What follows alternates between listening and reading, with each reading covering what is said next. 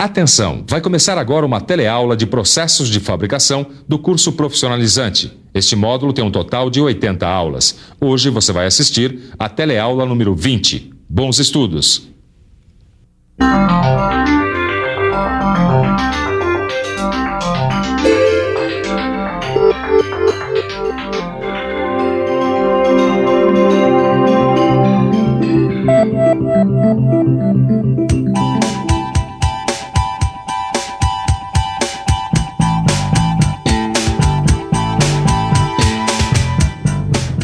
Já não é novidade para ninguém que hoje em dia os automóveis são feitos com a ajuda de robôs industriais. Mas você sabe qual é a principal área de atuação desses robôs dentro das montadoras? Você tem ideia de como funcionam essas máquinas?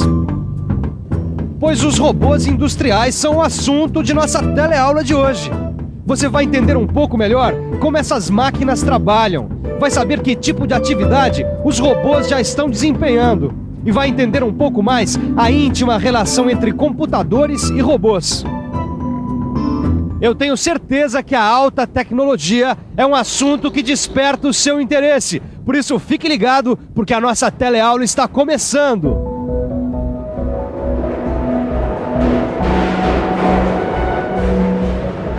A nossa teleaula de hoje vai falar de alta tecnologia. Nós vamos estudar os robôs industriais. Máquinas como essa que estão mudando o trabalho nas indústrias. Mas o que são os robôs? Sabe que essa é uma boa pergunta, Silva? Eu trabalho aqui nessa linha com esse monte de robôs e nunca tinha parado para pensar nisso. É, isso aí. Nós trabalhamos aqui todos os dias com ele e jamais paramos para pensar. Eu acho que os robôs têm a ver com os computadores. É, isso aí. O robô é o braço direito da indústria da informática, os computadores. Tanto que computadores e robôs desenvolveram-se quase que juntos. Tudo começou ainda na década de 50 nos Estados Unidos. Já naquela época, as linhas de produção começavam a ganhar dispositivos automáticos. É claro que eles ainda eram muito simples se compararmos ao que temos hoje. Mas foi com eles que começou uma nova área de estudos para os cientistas, a cibernética. Essa nova área buscava reunir em uma só máquina componentes mecânicos como os braços mecânicos, por exemplo, e os chamados cérebros eletrônicos da época, que são os avós dos nossos computadores de hoje em dia. Quer dizer então que a tal da cibernética é o nome que se deu à técnica de construir robôs? É isso aí. Os robôs são produtos da indústria da cibernética. E a cibernética sempre esteve ligada à informática. Tanto que nos anos 70 foi quando começaram a fabricar os robôs em larga escala. Já naquela época era possível construir robôs mais eficientes. E nos anos 80, finalmente, os robôs começaram a ser usados em grande escala.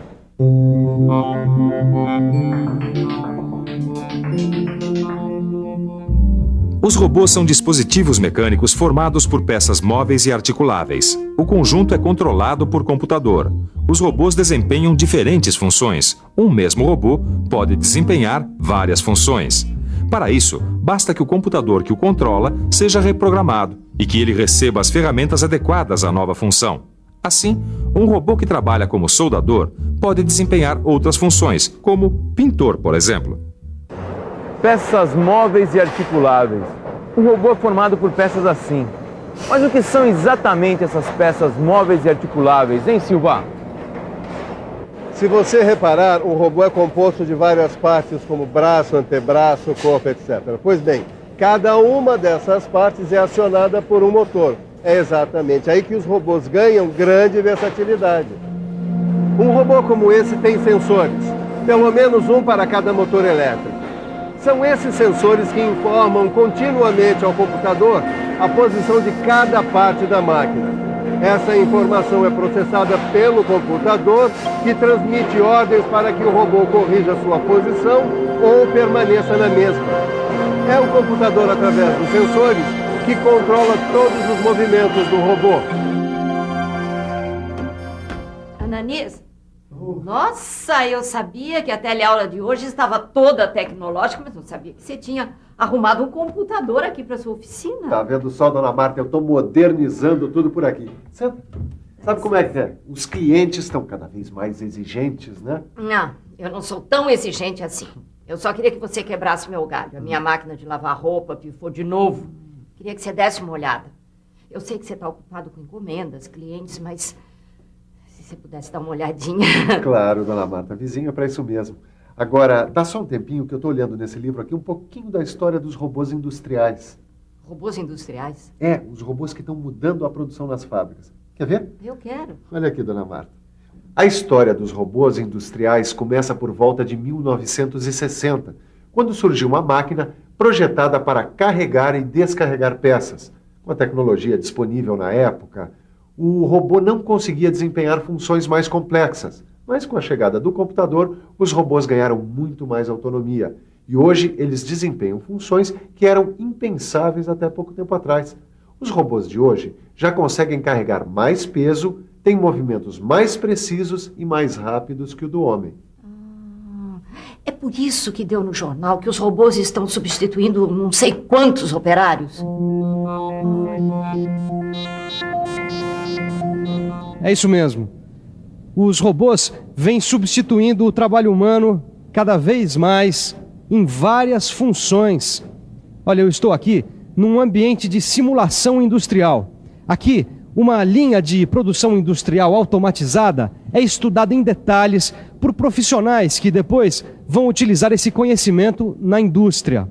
Vamos conversar com alguém que realmente conhece esse assunto. O senhor Thomas, que é professor aqui do Senai, do Centro de Automação Industrial. Professor, a gente sabe que hoje em dia as indústrias, como por exemplo a indústria automobilística, vem usando os robôs cada vez mais. O senhor acha possível, hoje em dia, conceber uma fábrica sem robôs? Dependendo do ramo de atividade que essa indústria desempenha, é muito difícil você conceber o trabalho hoje sem robôs. Porque existem muitos trabalhos que são repetitivos e são extremamente exaustivos para o homem. Hoje em dia já não tem somente esse objetivo, e sim o objetivo de garantir competitividade à indústria, de garantir que ela tenha uma repetibilidade de resultados. Então, hoje em dia, o robô ele é muito utilizado na indústria em função disso também. O uso de robô hoje em dia é quase obrigatório para as empresas que querem permanecer competitivas. Mas eles também vieram para evitar que o homem continuasse exercendo funções perigosas ou insalubres, como a operação de soldagem. A soldagem é hoje a principal área de atuação dos robôs dentro da indústria. Isso se deve a alguns fatores básicos.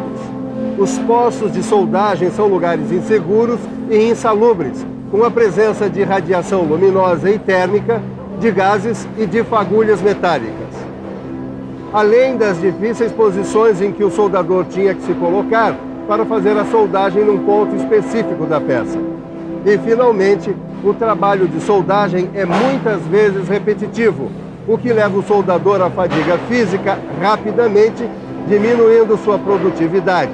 Por todos esses fatores, os robôs estão invadindo os setores de soldagem das fábricas.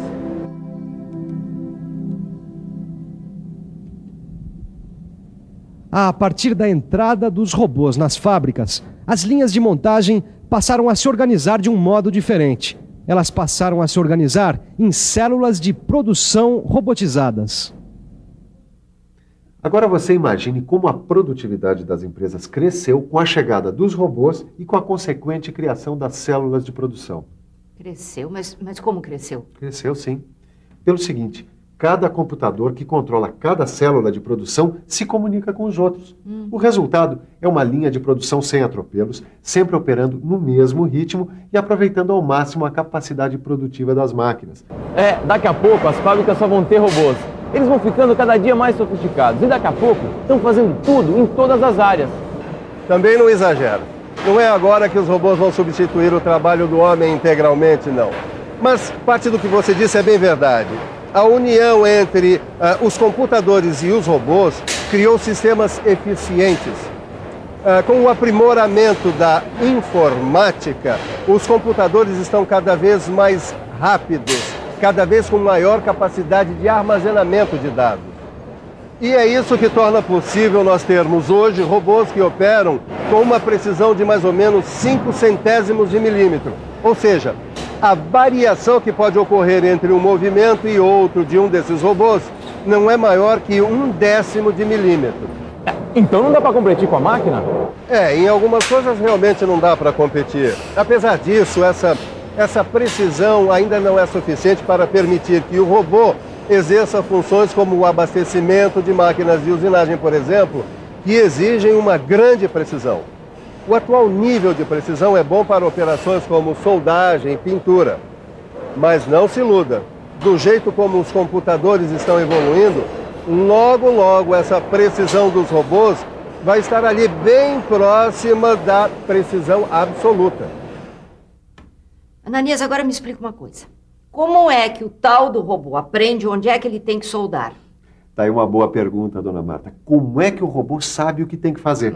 Bom, não se esqueça que quem manda é o computador. Assim, o robô precisa de programas que controlam os movimentos.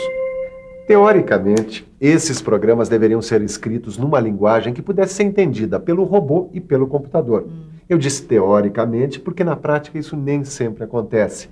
As fábricas costumam usar um tipo de programação chamada teaching, que em inglês quer dizer ensinamento. E Ananias, você tá cheio de 9 horas, linguagem de computador. Como é que é mesmo? Teaching. Teaching, é teaching, dona Marta. E não é um bicho de 7 cabeças, é o seguinte. O teaching é um método parecido com o que nós usamos quando estamos ensinando uma criança a escrever. A senhora lembra quando a sua filha estava aprendendo a escrever? Então, nós fazemos o seguinte, nós pegamos a mão da criança e fazemos com que ela repita o mesmo que a nossa mão. Com os robôs é parecido. Funciona mais ou menos assim. Vamos imaginar uma carcaça de carro que precisa receber a soldagem em alguns pontos. Da primeira vez, nós levamos o braço do robô manualmente até cada ponto. A posição de cada um desses pontos é armazenada na memória do computador. E pronto. Depois de passar por todos os pontos necessários, o computador já vai ter armazenado informação suficiente para daí para frente controlar o robô sozinho. Os robôs vieram para ficar.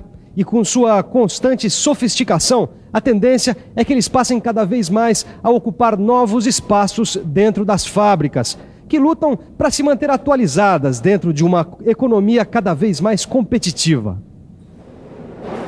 A globalização da economia está cada vez mais diminuindo as barreiras entre os países e aumentando o câmbio de tecnologias e equipamentos. Com isso, a competição das empresas aumentou e muito. Assim, a briga pela eficiência e produtividade se transforma quase que numa questão de sobrevivência. E como você viu, pela atuação do robô, quem tem tecnologia sai sempre na frente. Vamos à revisão?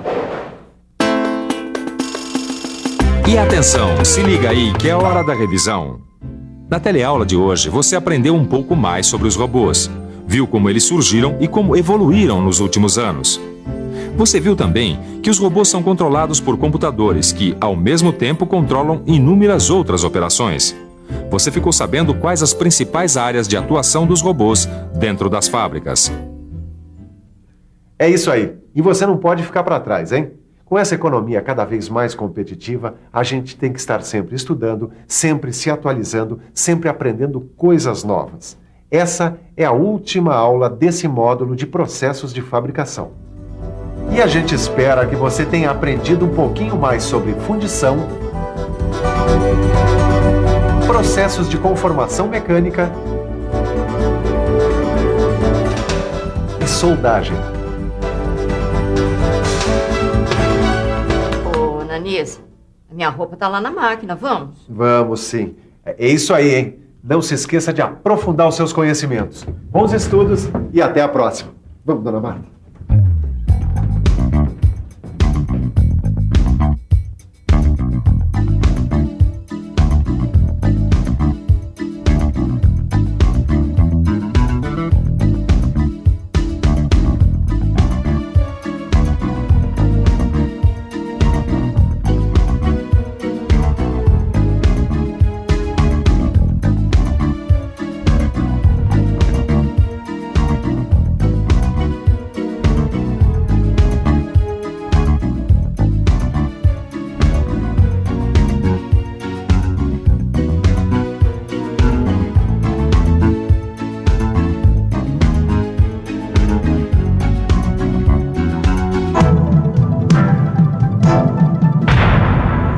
Telecurso 2000, um programa de educação do Sistema Fiesp e da Fundação Roberto Marinho.